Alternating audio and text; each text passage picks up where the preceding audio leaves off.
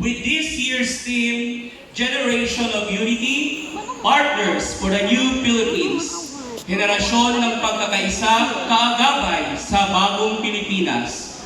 This is the 10th Moving Up Ceremony of Regional Science High School for Region 9. Now, without further ado, let us commence the completion rites as our completers embark on a new chapter in their lives, carrying with them the torch of scientific excellence and promise of a brighter future.